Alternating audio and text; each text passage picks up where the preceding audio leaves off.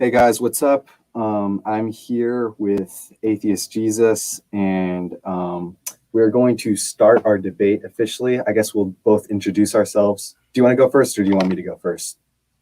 Sure, yeah, I'll make it quick and short. Okay. I go by Mike, J Mike. People call me Atheist Jesus on TikTok. I didn't actually come up with that name. A lot of people think that's the case. I just was called that, and so I was like, Oh, my bad. no, it's perfectly fine. A lot of people are like, why do you call yourself that? I'm like, well, everyone called me that, and I was like, well, this will work in the sake of maybe a TikTok handle or something, right? So I actually was called like Jesus Mike and stuff like that for a while, and that's why I've shortened it to J Mike. I want to be a little bit more professional than being that. I don't want to act like I'm poking fun at the other person because I actually take these conversations seriously. But I'm a programming major. Currently, I'm going to with a pursuit of a bachelor's in computational biology, which bridges kind of programming and biology together. So I'm currently taking classes in programming as well as biology with the goals to graduate, hopefully, from Georgia Tech if I can get in there. But other than that, I love talking about religion, textual criticism, philosophy. I got a show called Axioms on Trial with a co-host who is a philosophy major. We break down clips, things like that. We have quantum physicist educators kind of come on the show and break down things like that, stuff that we don't fully understand at all, but maybe they can give us some insight. And that's pretty much what we do. So you can check that out if that interests you. Yeah, that's super cool. I'm Michael Talks on TikTok. I have a bunch of different like social medias if you want to find them in the comments or the description. I'm obviously like a Christian. I'm a Calvinist, and I'm super interested into religion and politics. Most important things I think we can discuss. I'm a biblical languages major here at Liberty University, hoping to go into Bible translation. So yeah. So this debate is going to be obviously Christianity versus atheism, but more specifically based on the validity of scriptures. So I guess we'll both kind of start by making our claims. I guess I'll go first since I'm the one being on the defense. My claim is that the current proto-canon for the Protestant Church is it's a valid source, it's inerrant, and it's trustworthy. And the more that you start to understand the context of the culture and the time and the space that it was written in, you start to understand how it's how valid it really is.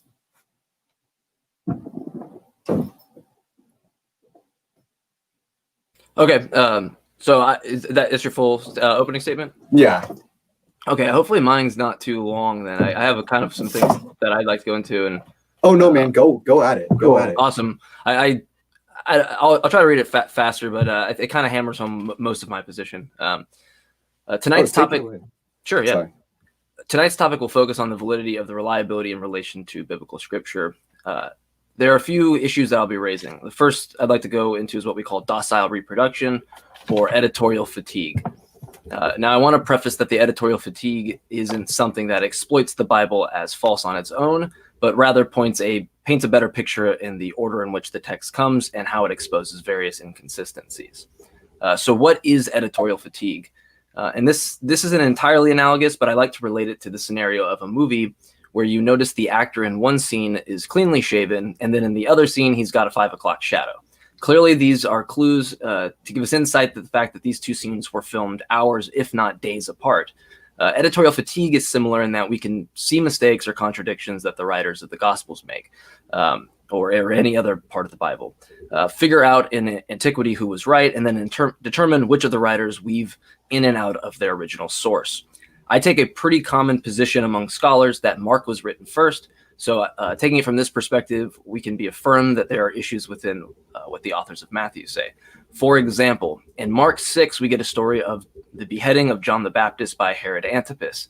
Historically speaking, Herod Antipas was a tetrarch, a ruler of a fourth of a territory, and this is expressed in the same story within Matthew 14 to be specific. Mark, however, details Herod as a king, which if you're privy to anything or in antiquity in this specific sense, you know that this is a false statement. He was not a king, he was a tetrarch. Matthew does something rather smart and changes this in his story to Herod the Tetrarch. Now, this is even stranger if we are to detail the differences in the motives of Herodias and Herod within the story. But what stands out the most is in Matthew 14:9, where the writers detail the king was deeply grieved.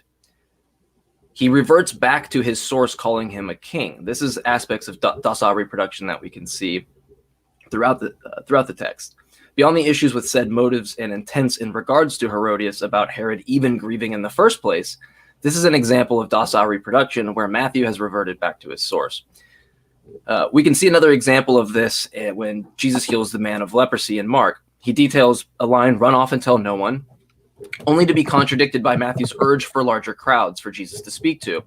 Now have detailing the same exact story in front of many people, only to forget that he keeps the line, "Run off and tell no one," which makes little sense given with what Matthew adds. Now, these alone do not dismantle the text, obviously. They just scratch the surface on why these texts aren't reliable. But given Matthew's inconsistencies with the details of the same stories, and given the consensus on Markan priority, changes to the original source remains the best explanation.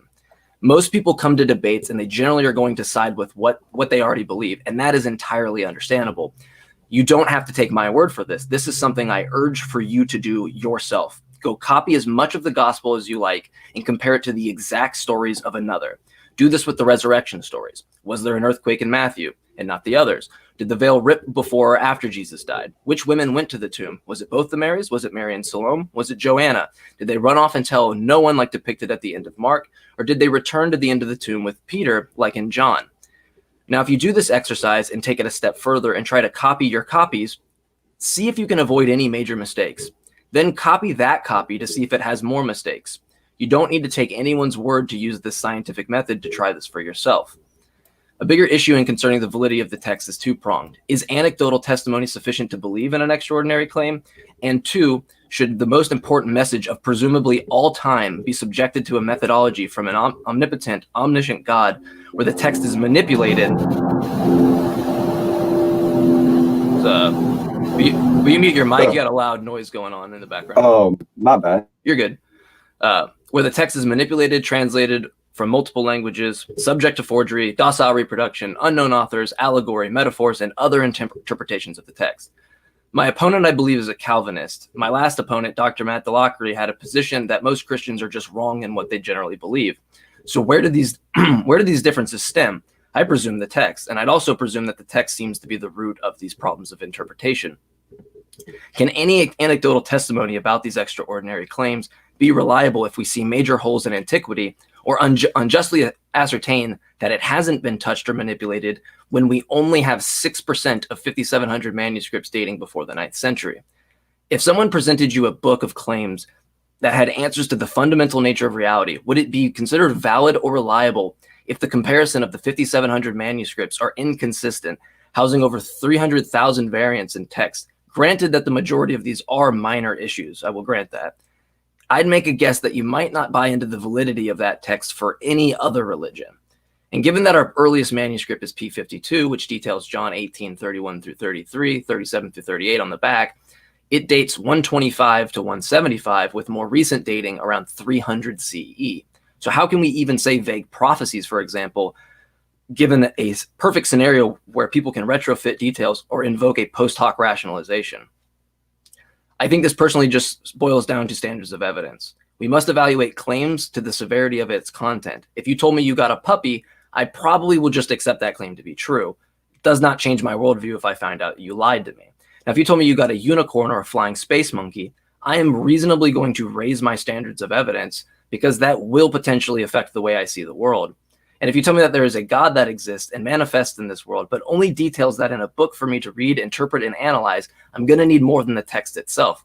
I'm going to need outside justification with the actual world to determine if it's true. And to sum up, let's presume a kid grew up his entire life never seeing or hearing his parents. He has been put into a position where he gets all of his information from his parents via a sticky note around the house. The sticky notes tell him what not to do, what to do, the fundamental natures of reality, who will be locked up in the basement for eternity for not following the rules, who will get to party in the attic for eternity for following the rules, how does one validate the reliability of the notes outside of the anecdotal testimony itself? Are we going to use the sticky note as evidence of the claim? Are we going to use the one sticky note that says 500 people witnessed it?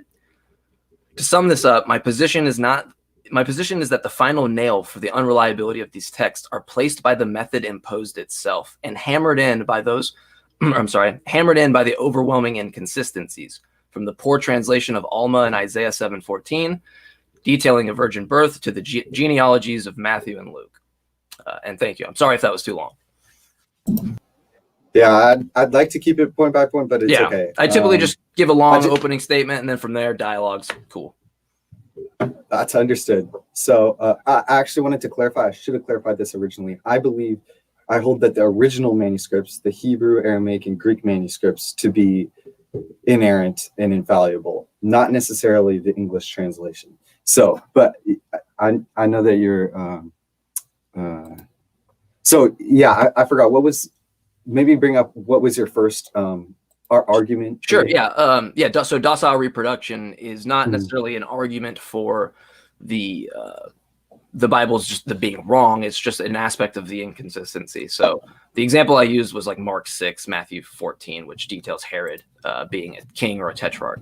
Now that might be a minor detail to a Christian, but from a position where you're at, where it is inerrant, how would you reconcile, say, the fact that Herod was actually a tetrarch and not a king? Because if it's, and I'm just curious on what you reconcile in terms of Mark's account versus Matthew, because they both can't be true. So I think this is very important in journalism, right? When you go and these people aren't writing like as they're following Jesus, right? These stories are, they take account of these stories after they already happened.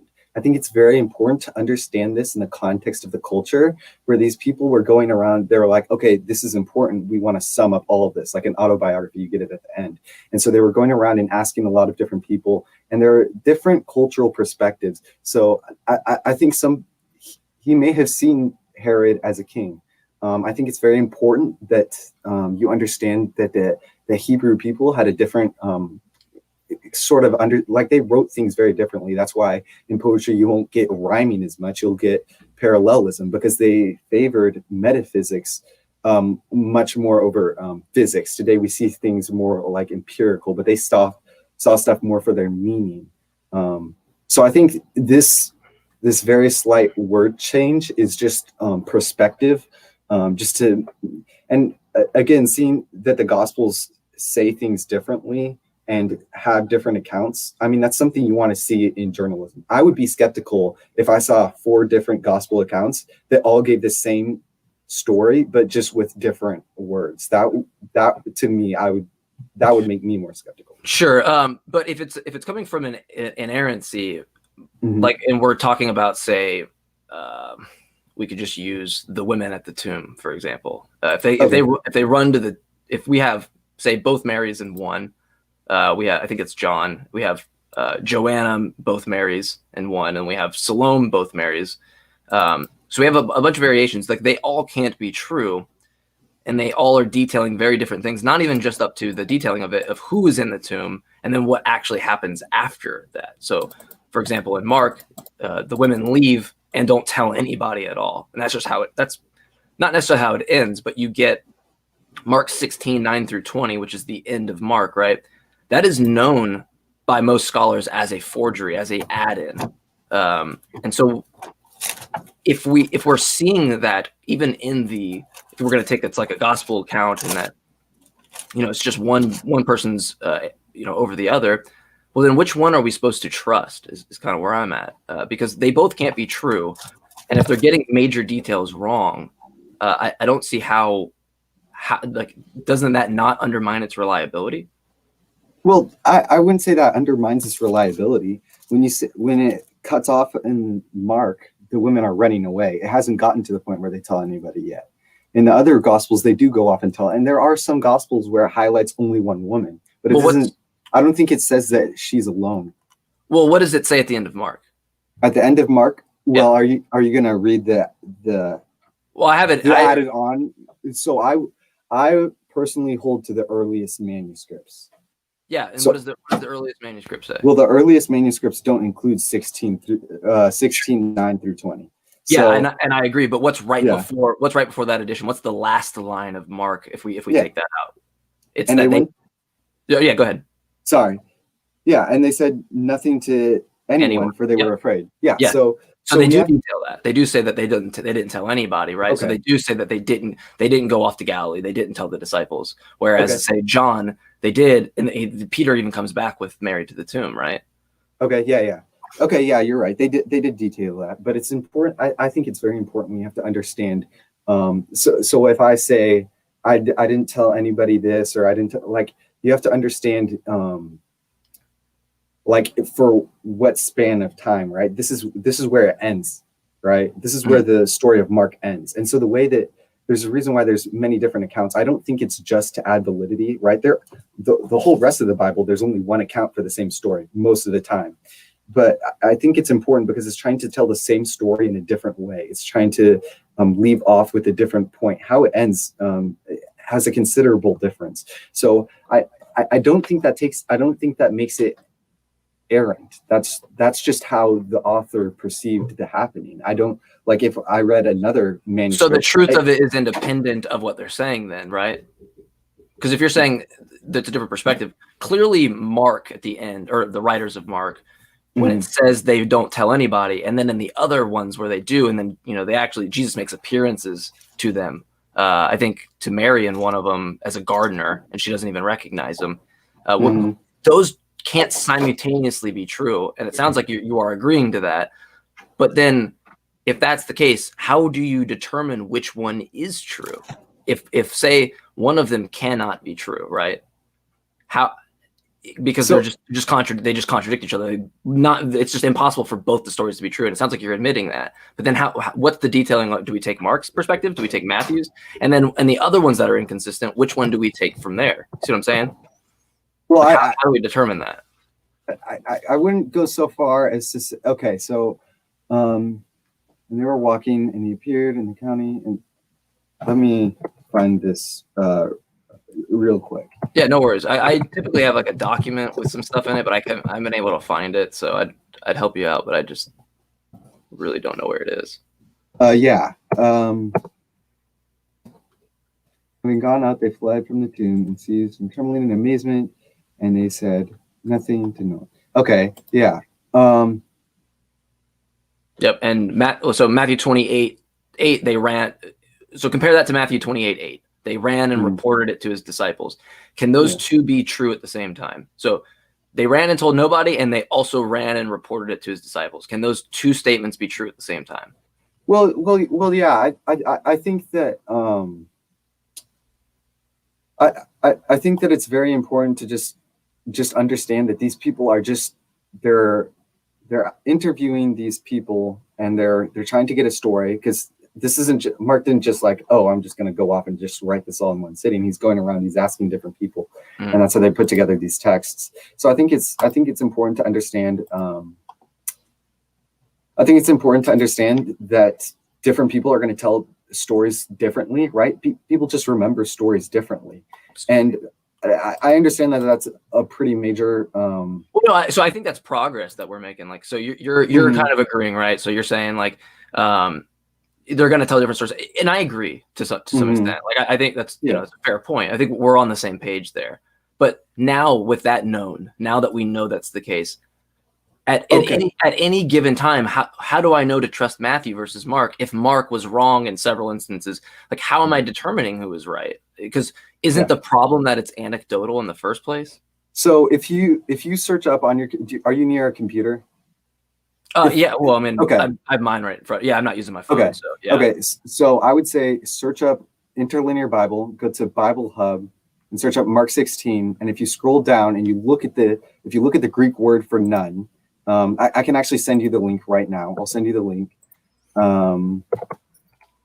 in the private comments. Anyways, the word they use for none, in that understanding, it says none or nothing at all, but it doesn't rule out leaving no exceptions. It makes that very clear in if you scroll down to helps word studies, it makes it very clear. And I can show you the text and where you get that from. That's well, so and that might be the case, but I'm afraid that'd be like more non sequitur to what I'm saying, because what I'm saying is that, like, let's just take this at those two just right there, Matthew. Well, so it's 16:8 that I'm talking about. You said, what was the word you were using?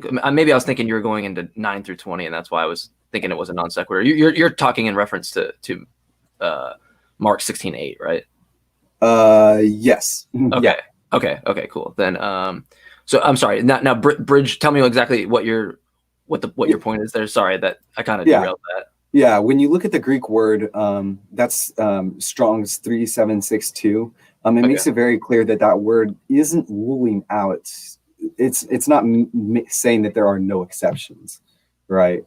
You're looking at right after and amazement and none, and to none. The word to none. To none. Yeah. Okay. I'm looking at that. 3762. And to none, nothing they. Yeah, but wouldn't that? I mean, I think that would indicate that would indicate that to no one they spoke of. And especially since they're adding afterwards, they were afraid. Why would they? Like, why would they be afraid? Like, what would be the point of adding that they were afraid if it wasn't a reason for why they didn't tell anybody? You know what I mean? Well, what would even be the purpose of that? Well, I mean, they weren't afraid for their entire lives, right? I mean, I'm sure it's trying to make a point by saying that they were afraid and they didn't tell anyone in the moment. But it makes it very clear. If you want to go to the top link and then copy and paste what I just sent in the chat, you'll see that you can find that in there. It's making a point that they didn't tell anyone in the moment, but I mean, they had excitement after that fear, I'm sure, going and telling it to all of their friends that it happened. Yeah, sure. Well, and so like I get that, and I think it's important to like look at the original. I think you make a valid point with that, like 100%.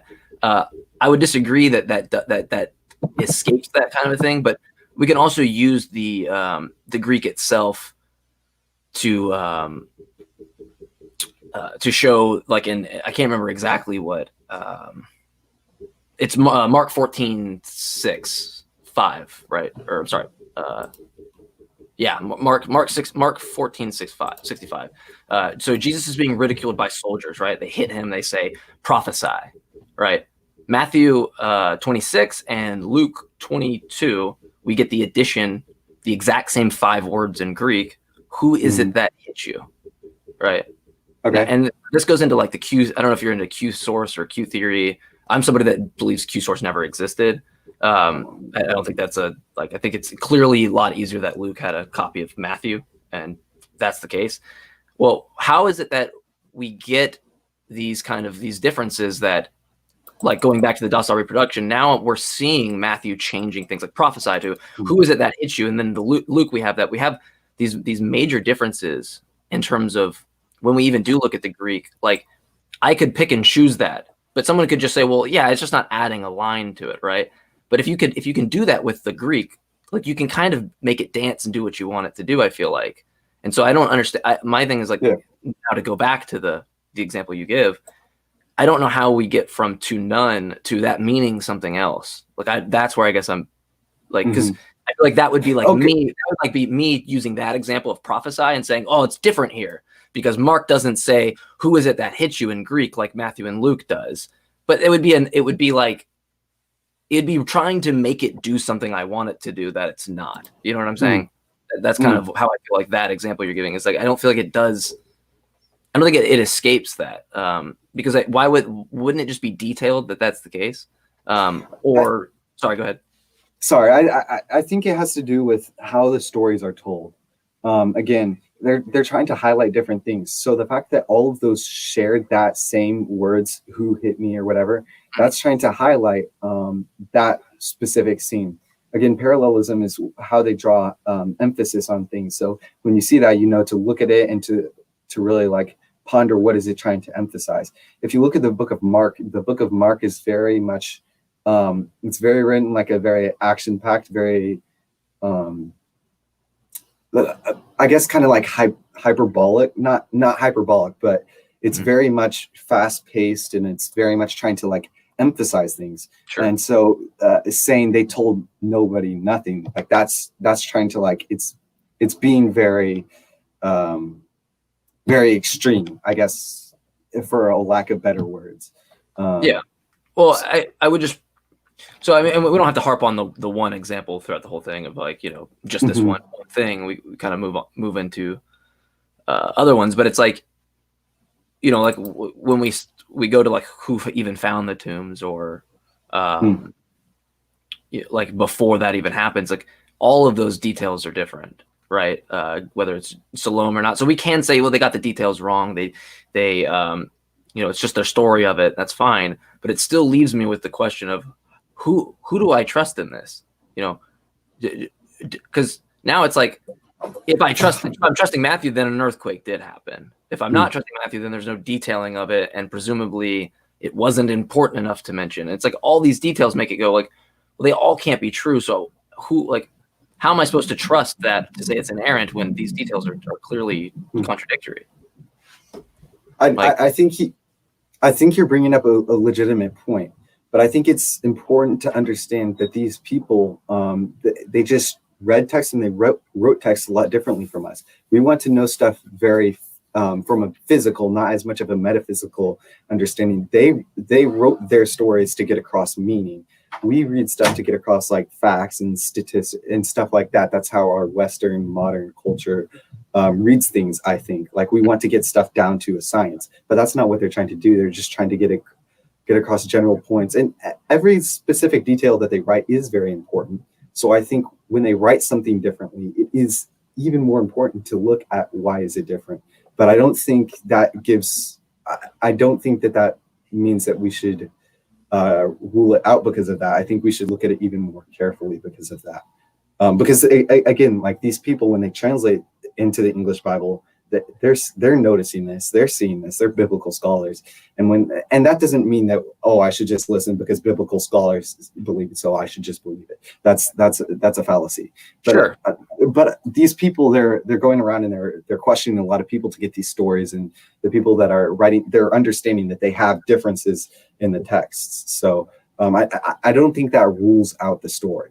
I think and I would think it would be a fair point, but the kind of why I do the docile reproduction thing at the opening is that that is the example of when we do see these things change. Like Mark, Matthew goes, oh crap, Mark thought, Herod was a king, like he wasn't a king, and he changes that. And so if now we know that someone is, like, even if we agree that detail doesn't really matter, and that could just be Mark's perspective, kind of how you were arguing for, which I think is a fair point, really. Maybe that's Mark's perspective on it. And that's just the detailing of that case. But if we now see that Matthew is changing that, then we can get enough, not off just that story, but off of Matthew 12, Mark 3, the parable of the sour interpretation. When we look at these kind of things, we can see that things are being changed. They're not being changed.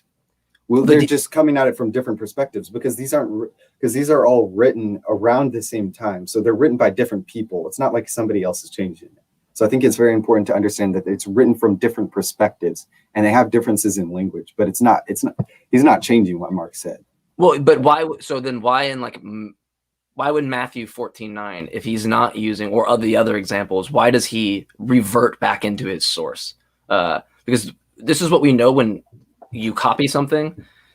If you're using a source to copy and you're trying to, if you're trying to change the language, like, you'll see certain clues that is what happened, as opposed to he wrote this separately. Like, you'll see the clues. Matthew is riddled with them, like 14:9, and to stick with the same example, Matthew 14:9, he goes back to the king deeply grieved. If Matthew knows that he's a tetrarch from his perspective, and isn't using Mark as a source, he wouldn't weave into the king was deeply grieved, because they're not the same thing. He wouldn't use the Greek word for king like Matthew did. I'm sorry, like Mark did. He would stick to tetrarch, especially with his knowledge that he ruled a fourth, and that there's a major difference from like a Roman tetrarch to just a king.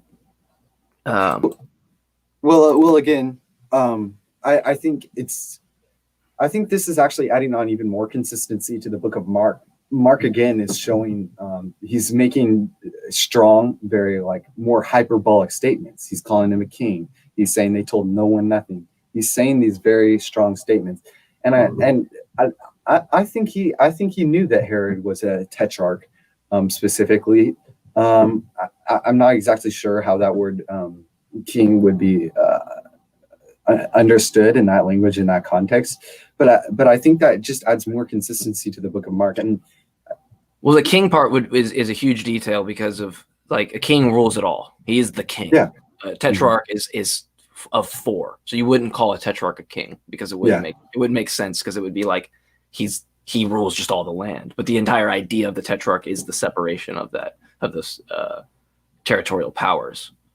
Well, not in our time, in our culture, but in that time, in that culture, I think that to emphasize more his power, even beyond just, it's written more like a comic book. He's trying to put more emphasis on things. I think that it's important to understand it in light of that. It's consistent with the rest of the book of Mark, where he talks in an almost like hyperbolic sense. Mm. Okay, well, so if we can move to a point where we kind of extrapolate this. I think this is okay. some really good progress. I want to ask you if you want to ask me some questions, but I wanted to ask, like, let's kind of, I'll give the toys to play with, so to speak, where we can take some more of the pedantic kind of problems that I have out of it, and look at it from the perspective of just accepting the story that's being told to you. So I'd want to know, first off, before I would straw man any position you have, like, do you align that with antiquity or historical elements? If so, potentially what might one of those be? Or do you just kind of believe it off of the faith of it? You just trust it by its word? Like, what's the kind of the methodology from you reading this and you're knowing that it is accurate, that you can trust the anecdotal testimony? What kind of separates that for you? Yeah. So like what is my basis for believing this? And not I think when you look at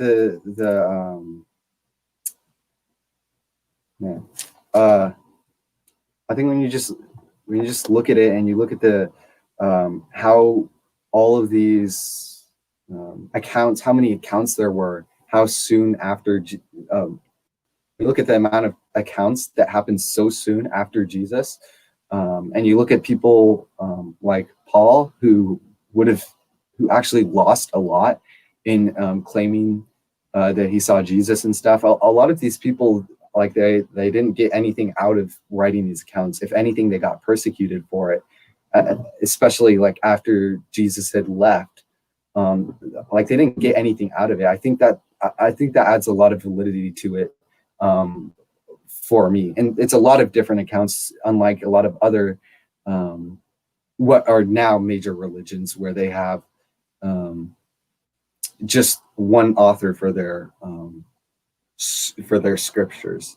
Sure. And even then, when you look at these scriptures and you compare them to other ancient Near Eastern texts, it's actually fantastical how realistic they are compared to other ancient Near Eastern texts. Because right now we understand major religions today, but back then they saw their gods as they saw their kings as like gods, right, or like representations of that. Sure. And their script, they had their own scriptures, obviously, but they weren't as realistic as the Israelites. The Israelites, you look at these texts, and it's not written by a bunch of high up there people. Yeah, there are some like the Psalms and such, but these prophets a lot of them are a bunch of losers when there were higher up there prophets who had a lot of power and money.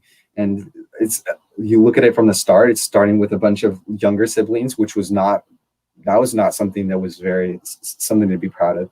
And they talk about when Israel gets defeated, they talk again, like these prophets prophesy against their country.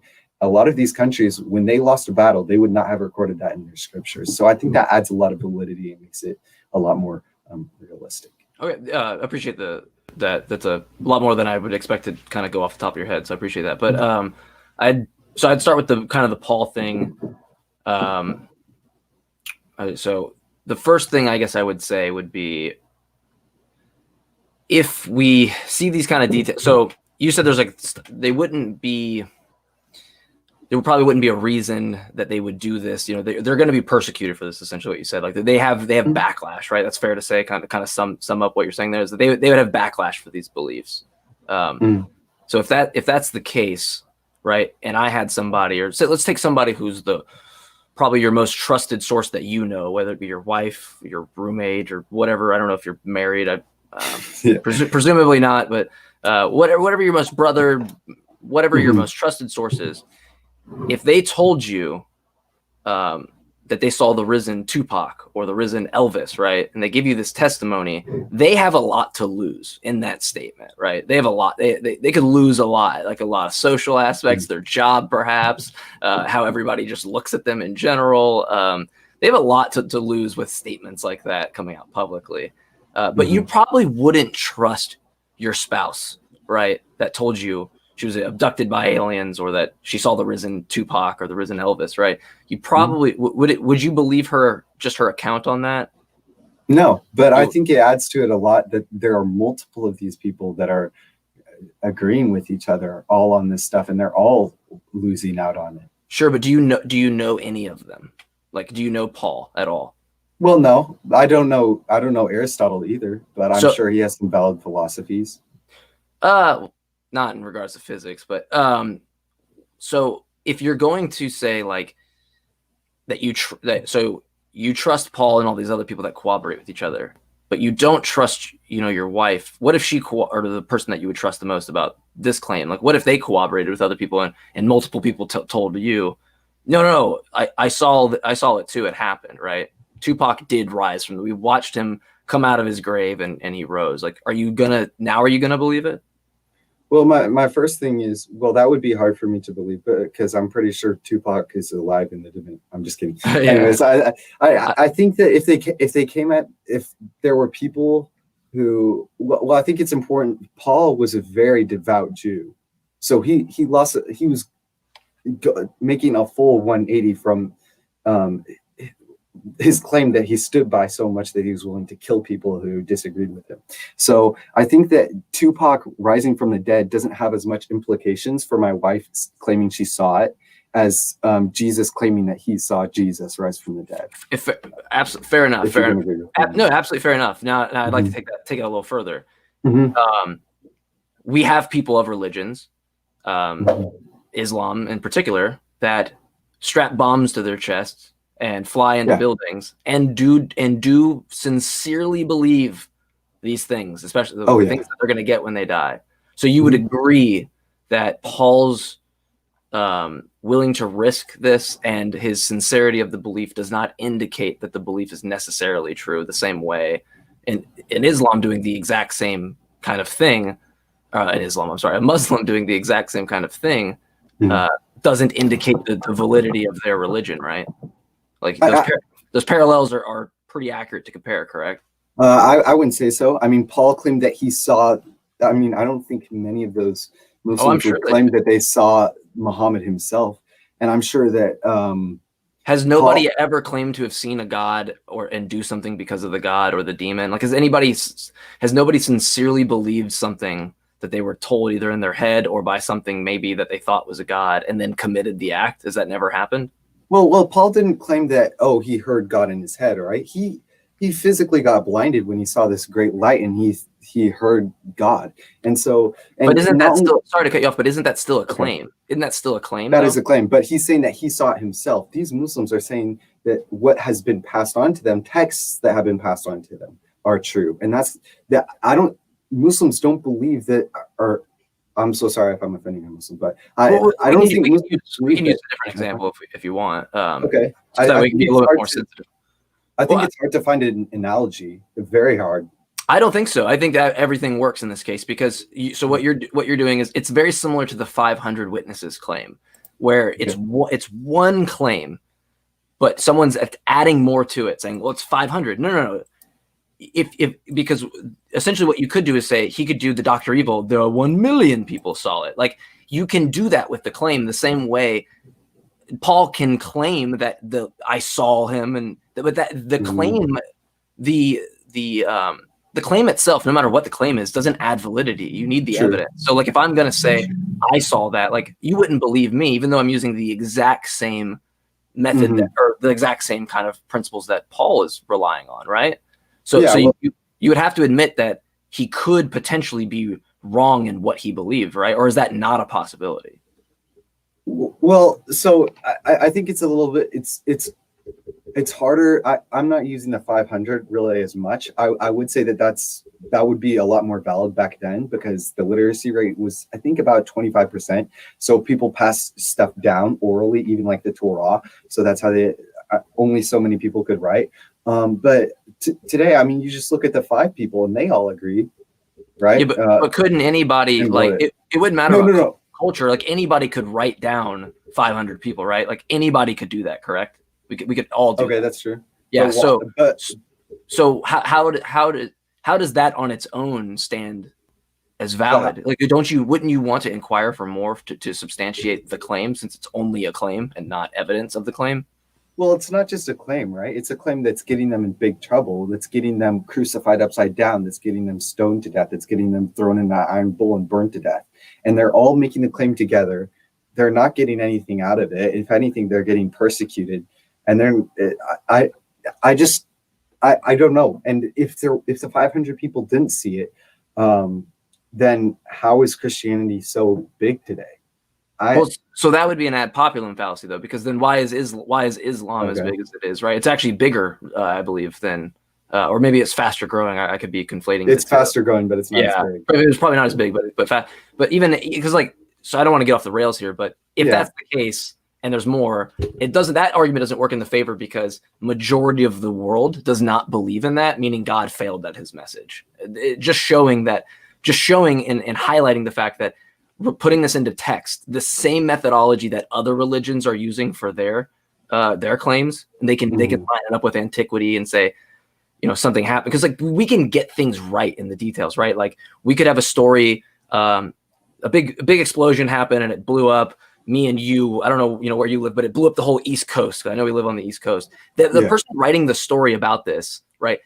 The explosion, like they could write, that Mike was in Atlanta and you were in the location you were, and Mike Mike ate food and then drank some water right before they had this, and they could get all these details right, but that would never lend to the credibility of his claim that there was a giant explosion, because that is entirely independent of all these other details that you're bringing in.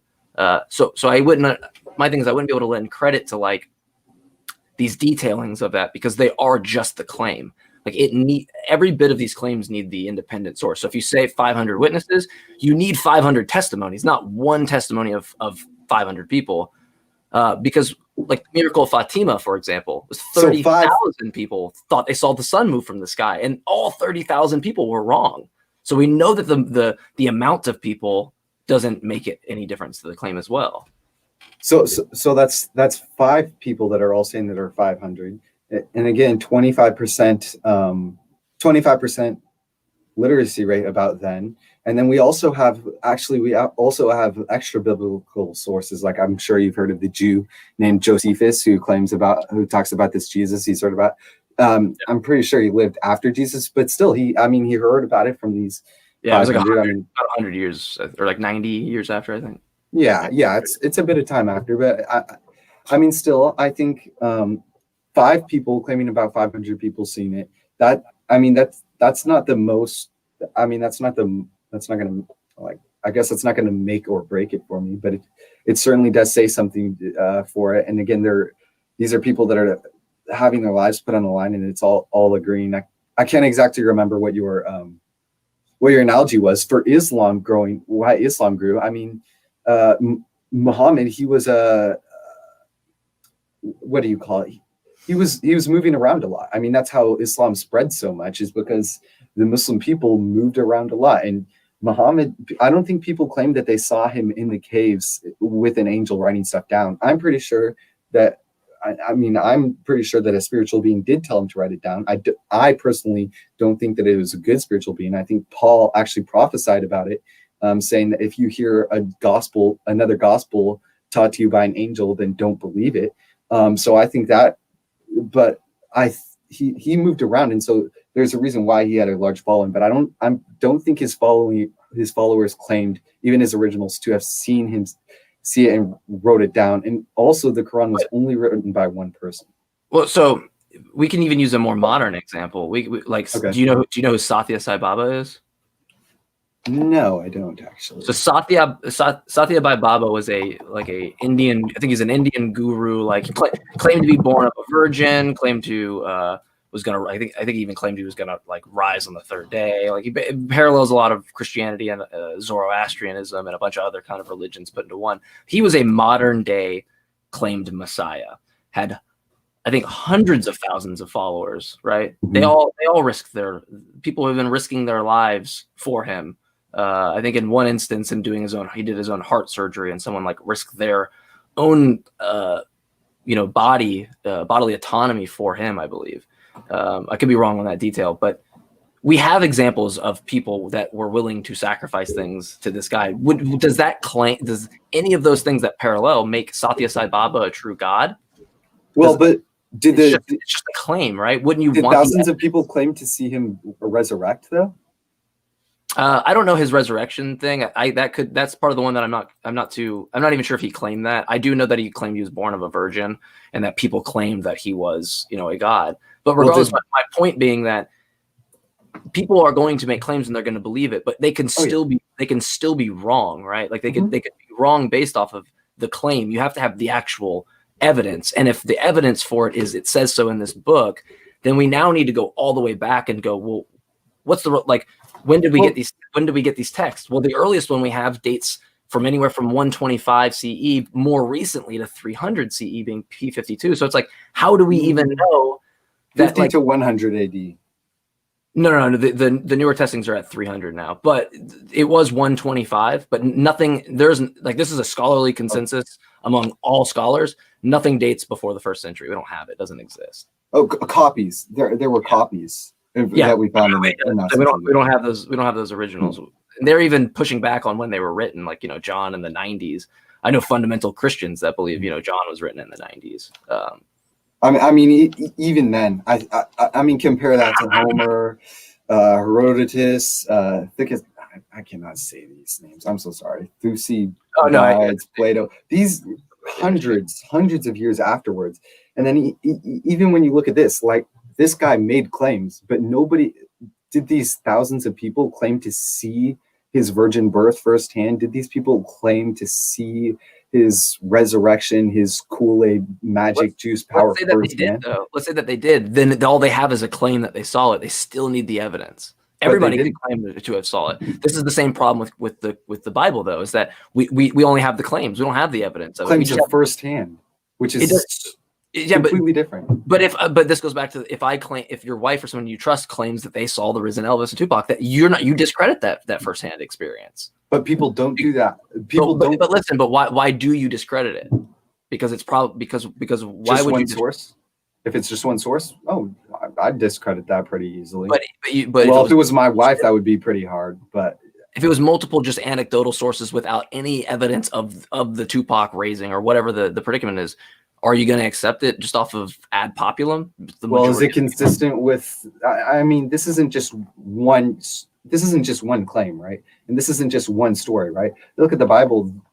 I don't know. How do we know? The scriptures. It's many different stories that all align with each other. It's not just one claim. And on top of it, the fact that you have to bring up analogies, right? Because we have nothing like this. We have nothing like this where people get stuff firsthand and together they make similar claims. We don't have anything like that today, and that's why we have to make analogies, because nothing today is anything like this book. But I would disagree full-heartedly. So there's nothing like this book in terms of it's probably the most attested thing that we have in history in terms of an ancient story. 5,700 manuscripts, absolutely crazy that's the case. I agree, but it's actually a problem for Christianity. Because that is the case. We have so many differences between the 5,700. Like John Mill Stewart, I believe, or John Mill, not John Stuart Mill, that's a philosopher. John Mill, in the 1700s, just had only 100 of the manuscripts and put together what's called the Novum Testimum, I believe. and cited 30,000 just differences and changes that he noticed just in 100. We're now up to, there are more variants than there are words in the manuscripts than there are words in the Bible itself. And so we can't say that it's we can't use the example and say there's nothing like this, because that's actually the opposite. There's nothing like this on the unreliability side of it. It's more unreliable because of how many differences there are. It's like, well, what do we go off of? And do we have the originals to compare it to? And then once we do, now we're going to see after the 9th century, which is 94% of the 5,700 manuscripts come after the 9th century.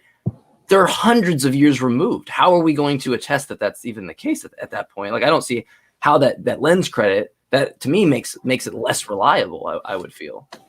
I'm kind of iffy about your claims about the changes. Maybe you could send me a source on that later, and I could look into that. You can actually just look at it yourself. You can look at the Bible and just compare it yourself. Just do a horizontal comparison of the Gospels or anything else. You can see it for yourself. Oh, he's not talking about translation. He's talking about. You can do translation too, but you can do this in any aspect. Well, I'm like Alma in Isaiah 7:14, right? Like that prophecy fails because it wasn't actually a virgin birth. Alma does not mean that. It means a woman of childbearing age, and they didn't understand that. And so that they made a false prophecy of a virgin birth based off something that had nothing to do. And even scholars now even agree. I'm not trying to appeal to authority, but this is a consensus of scholars that Isaiah 7:14, you said? Yeah, all the word Alma means child of bearing age, and scholars agree it has nothing to do with virginity at all. Just a young woman of childbearing age is what it means. Sorry to go off on a tangent, the rabbit hole there, but I use that as an example that it's like a virgin. We see this even in the Old Testament or the New Testament. It's kind of riddled with them. A girl made.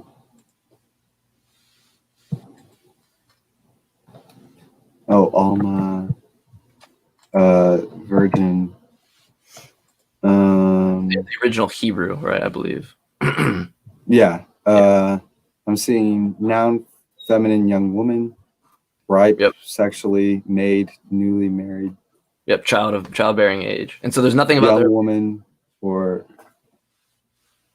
And so that now the entire prophecy about the virgin birth stems from just a poor understanding, because you even admitted earlier that these you used the words that they were kind of like losers, right? And they kind of like that is they were losers. Yeah, and that's something that is to me why I think it's fascinating that this religion is, because it wasn't of like the royal, right? It wasn't of like the hierarchy. It was like the common man kind of thing, and I value and I respect that. I respect the scripture and stuff like that immensely. I really do. I think there's lots of great things in there to take out of it. No problems with really Jesus and any of those kind of things in that regard. But when we look at it, it's like the very beginning of it is like the prophecy, the most important prophecies, just due to a mistranslation of language. So that translation, was that translation to a different language? Was that the Septuagint, the Vulgate? I think that's a good question. I don't feel comfortable fully committing to an answer on that. But again, so I think I would need more time to look at this on my own time. But I think again, myself, as most Orthodox Christians across, I'm pretty sure most Orthodox Christians would hold to the claim, or educated Orthodox Christians hold to the claim that the original manuscripts are the ones that are infallible. Again, if you look at the process that these people went through translating and copying these messages, when you say original process, when you say originals, what in what reference to the scriptures, just the scriptures in general? But do we have the originals? Well, like the earliest manuscripts, I guess is what I'm trying to say, right? Okay. Yeah. When you look at like the Qumran caves, what are they called? The Dead Sea Scrolls, right? I mean, it wasn't just one person copying it. They'd have one person copy it, and then they hand it over to the next scholar, and he reads through and double checks them, and then they hand it over to the third, and they write in extra. Like you'll see, it's a little bit messy because they'll add in text just above like a line, because the first line this first scholar forgot to write something, stuff like that. I mean, it's a very thorough process. Paraplesis or something. There's like a term for that I've heard. You know all these terms. I'm sorry. No, I've just heard about them like in debates, and then people talk about them, and I'm like, oh, I got to remember that terminology for it because I've just been saying a long sentence for that, but you boiled it down into one word, Hey man, I have respect for that. That's lexicon and like jargon, nomenclature, all that kind of stuff. I find it very important just because it's like people don't talk past each other. But but yeah, I mean, so I know we kind of went on a tangent there. Did you want to kind of? I felt like I put the spotlight on you a lot there. Do you want to kind of throw it back on me or anything in that regard, or how would you take it kind of from here from that perspective? To be honest, I wasn't sure that we would have this. So I'm not prepared. I did not prepare. And this is, to be honest, this is my first time formally debating an atheist. So I know that's a lousy, but I just didn't really know what to expect. So no worries, no worries. I'm not really sorry if the opening statement threw you up. I've been doing, so like on my channel, I have like some guys with like, PhDs in New Testament studies come in, and sometimes we don't do the whole opening statement, but when someone does like a formal debate, I always kind of go under the assumption there's a 10-minute opening stament. So I apologize if I bored you or your audience with that whole opening, but I don't apologize for being more prepared than me. I mean, if you're going to show me how it's done, I mean, shoot, well, I'll take notes for next time. Well, I wrote it like this morning because I've been so busy with school, but it's just the stuff's in my head. It's more so I can't organize my thoughts very well unless I put it down. You know what I mean? It's just kind of how I work. And so it's like, it just kind of helps me get off the, I guess off from the start. I would say, but yeah, I mean, so I think there's a lot of progress in the conversation. So and I really do actually appreciate you. If you said this is your first time, I mean, if this is your first time, I mean, just imagine where you'll be when you are doing these kind of things regularly, and that's impressive. So I give you major kudos for that. Thanks. But I guess I would want to, we could boil this down. I don't know how long you want this to go for, but maybe like 15, 30 more minutes. Does that sound reasonable to you? Perfect. Yeah. Okay. I would ask, let me try to, I guess, phrase this in a better way. If we are taking it from the perspective of you're kind of corroborating things that not just this person said it, so therefore I believe it. Obviously, you have these kind of cumulative, probably case, so probably more so it'd be accurate to say, I think. Like, what would you present to me as from your basis that you would think that would say these are reliable and here's why? Like, what would be like kind of the number one thing that would make you say these are reliable, or that kind of puts the nail in the coffin, so to speak? Yeah. I think, like I said, just how distinct these are. When you look at modern religions, they have like these texts written by like one person. These are written by a lot of people throughout a long history of time. And even when you compare these historically to a bunch of other different, you compare it to a bunch of other different religions, ancient Near Eastern religions, these people would just write whatever sounded like that. They were super biased. They would write, "Oh, hey, look, like the Syrians. Hey, we won this war against Israel. Israel had prophets who would speak out against Israel. They would speak out against that, and that sticks out. It's very realistic. It's not just saying, "Oh, hey, by the way, we won this war, and just completely skip out on the other stuff." I think that really makes it. And I'm not sure. Yeah, I think that's one of my most major reasons for believing it. Okay. And you mentioned it was inerrant kind of in your opening statement. And I know I've kind of used the gospel a lot. And I understand you say, well, these things can be different because of the accounts on that sense. But if I use a more specific example, kind of the inconsistency, like we could look at like Judas Iscariot, the field of blood, right? So in Acts, we have Judas buying the field, and then in Matthew 27:7 we have the chief priest buys the field. We also get the subsequent in Matthew. In Matthew, what? You get the chief priest buying it? 27:7, and I think Judas hangs himself 27:5 right before it. 27. and then compare that to Acts 1:18, which I'll put in the comments, and maybe we can spend the last bit of the time just to kind of look at Acts and Matthew. Does going till exactly 2:15 sound good? I'm sorry, I couldn't hear you. 2:15. Oh yeah, that's perfect. Okay. And then I was thinking, I know it can be hard to like kind of like end it when we're both trying to say stuff. So I think if we haven't already come to a stopping point by then, we could just 2 hours talking just exactly then. That person has to stop talking. Sure. Does that sound okay? Perfect. Good. Yeah, I don't really care if I get a last word thing in. My closing statements are just kind of like, me neither. Watched it again, and that's my closing statement. Like that's all I said. Just this is my closing statement. Oh, me too. I'm just making sure. Last debate, somebody wanted to preach a little bit, so I don't know if you guys hear that, but I apologize. I'm gonna mute my mic. There's a testing center next to me, like when there's an emergency that happens, and it just blasts over like this is a test, and it's really loud. So I apologize if you can hear that. I swear it's not the voice of God behind me. Oh, and here comes. You got disproven in your own debate. Yeah, and the siren's going. So I'm gonna mute my mic because the siren's gonna go for a minute. But I'm gonna put in the comments Acts 1:18 and then Matthew 27:7. Okay.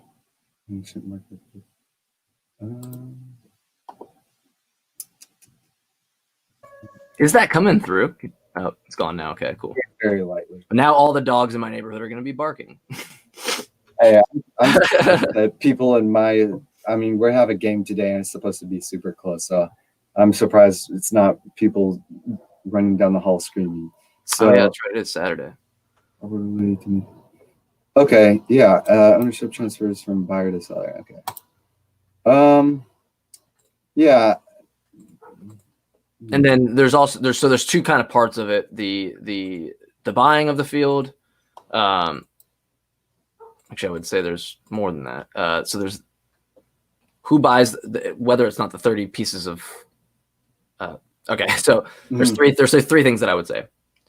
Before that, in Matthew 26, this is kind of less important. You have like basically it's weighted out 30 pieces of gold for to give to Judas, the chief priests.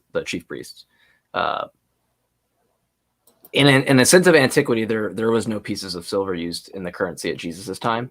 They had gone out of circulation 300 years before that, and so they actually used minted coins. But to get to the comparison, if you look at the 27:7, where the chief priest buys the field, and Acts 1:18, Judas buys the field, you get the same thing in Acts 1:18 that Judas's insides burst out, like he falls over, and I guess like his entrails spill out onto the field. But in Matthew 27:5, he hangs himself. Those are like huge differences. And if you say it's an errand, I'm wondering how you reconcile those kind of things.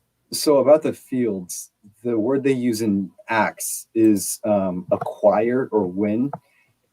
It can also be translated purchase or buy. I'm sending you I just put that in the public comments. Okay, I put it in the public comments. Oh, cool. The link to that word. Just put it in the private, but it can be translated to purchase or buy, or it can also be acquire or win. As for having fallen over, so I guess and then that goes across with Matthew 27:8, I guess, or when does he hang himself? 27:5. So that's right before. I thought it was after as well, but it's right. It's right before. He threw down the pieces of silver in the temple and departed and went and hanged himself. That's I think that's New King James. I don't know why I have that listed up. I typically try not to go off the King James, but I don't. It's just harder for me to understand what's going on. It's not even as good as the interlinear, anyways. Overrated. And throwing down his pieces of silver into the temple, he departed and hanged himself. And then in Acts 1:18, now this man purchased a field. Oh, I'm in James again. Let me go to the right translation. ESV. Now this man acquired a field with the reward of his wickedness, and falling headlong, he burst open in the middle, and all his bowels gushed out.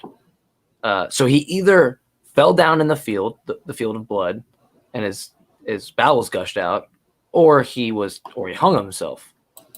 But they both can't be true. You as somebody who's a Christian, do you think that they're both talking about the same thing, or do you accept one over the other?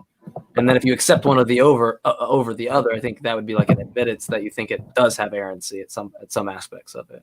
So I would assume you're probably going to say that they're probably the same story and not contradictory, but that's kind of what I'd be most interested in. And I know you probably don't have an answer now. Mm-hmm. You're just kind of going off an educated guess now, but maybe if we have another conversation in the future, we can kind of go over these more as you've looked into them, because I don't expect you to just know these. I think it's unfair for me to expect that.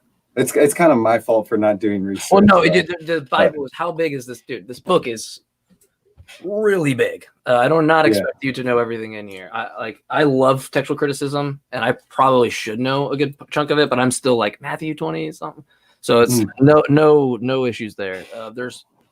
Plus, from my perspective, there's a lot of kind of examples I could list that I wouldn't expect you to know all of those.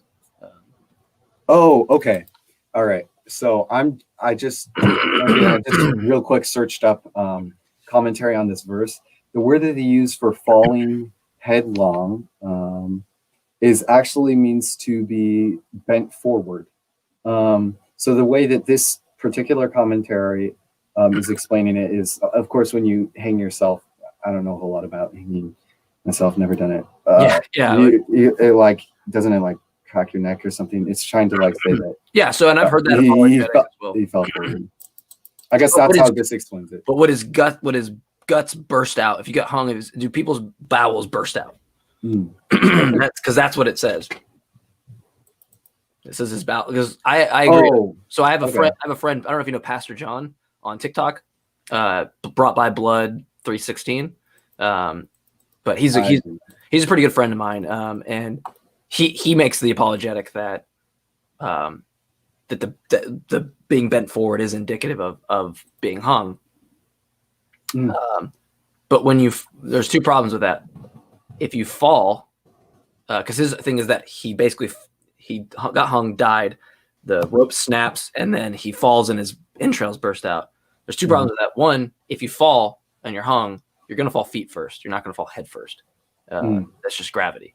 Two, you're going to your insides aren't going to burst out unless there's like a rod of metal sticking out and then it like pierces you on your way down. But if you do that, now you're just reconciling something and showing that you can reconcile anything you want. You can just make things, there was this, there was that, and that explains it. But that's not what's detailed. And so it's like, how are we going to incorporate more details that the gospel or the books don't say? Because from my vantage point, you're now creating your own Bible when you do that. You're creating your own gospel. You're not actually doing what God in this case would want you to do, which is look at the words of the Bible. But that's my perspective of that. And I'd love to hear your perspective of that once you do more research on it. Yeah, it says, so this commentary that I'm reading, again, this is like one of the first I came across. Sure. It says, this can easily be supposed if he threw himself from a rock or an elevated place. He first hung himself, and then fell and was burst asunder. I could kind of see. Doesn't that feel forced, though? Doesn't it feel like you're just making it work? Like, rather than actually reading what's there, you're coming up with something that makes it make sense? I think, I could see how you could say that. But at the same time, I think it's harder to say with these texts from this time where people didn't focus as much on putting details into stuff like we have today, where when people write, they put in a whole bunch of detail. So I think that I don't know. I would have to really like look into the words and stuff. So I guess that's just what this commentary is saying. I guess I'd have to look more into the commentary itself as well.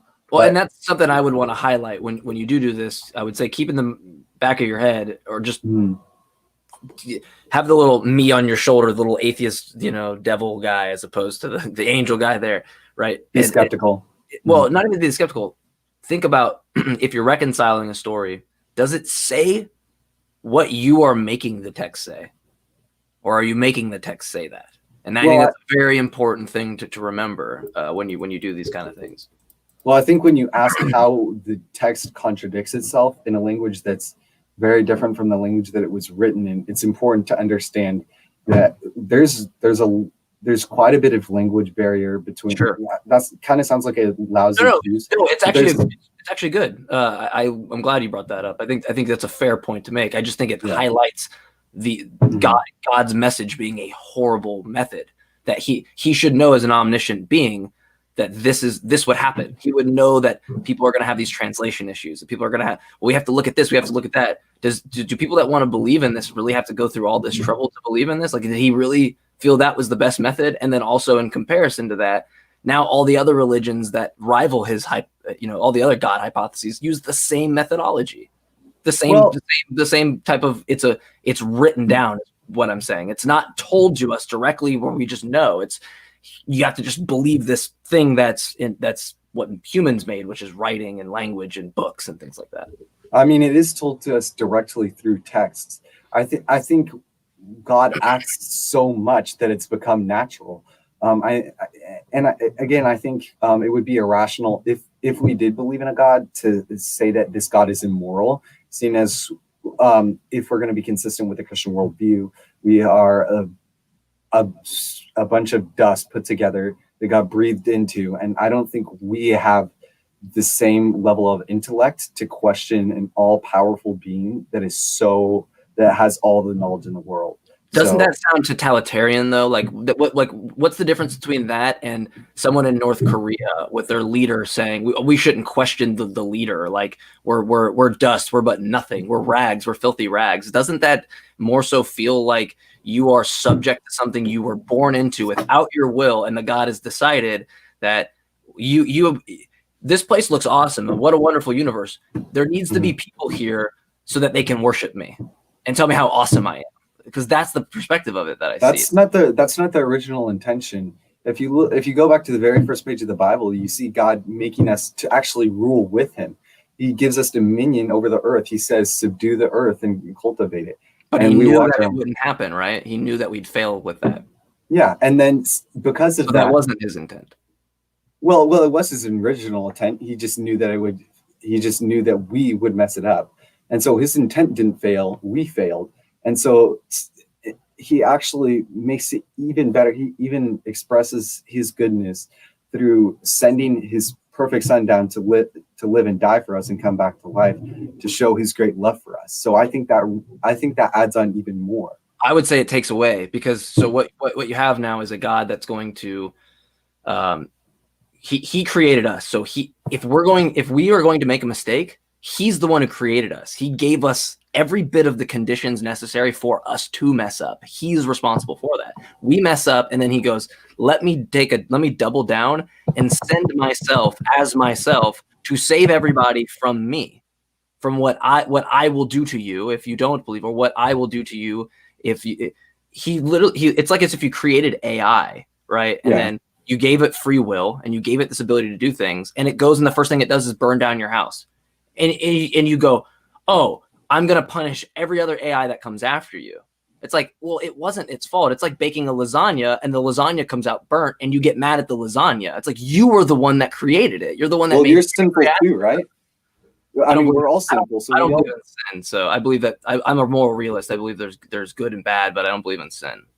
Well, okay, if we were to be consistent with the Christian worldview, then we believe that everyone sins, so therefore everyone does deserve to. Because he made us to sin, because he created the conditions necessary so that we are born of sin. Well, he was ultimately responsible to make a universe where that wouldn't be the case. We don't have that. He's serving tennis. He could create that. We're waiting for the serve. We have no aspect of being able to change that. I mean, did you ask to be born? Did you sincerely go, I would love to live, or did it just happen? Well, either way, who am I to challenge a God who is all powerful, who created the very aspect, the very thing of goodness? Sure. If he created that thing, what rational? I think we should discuss this in the waiting room, because we have like 1 minute left. I'd love to discuss this in them. So yeah, I I would guess we just say should. that the baby, if it's all good, then that means by proxy killing babies in 1 Samuel 15 means that that's good. And I don't think that that's a good way to evaluate a God. Even if it did exist, I don't think that's a God worth worshiping. Well, let's end this debate real quick, Sure, and then sure. I Oh actually yeah, would we like are to at discuss that. 2:14. You're right. Sorry. Okay. I Yeah. didn't realize that. All good, man. Okay. Yeah. It was nice talking to you. Good Yeah. debate.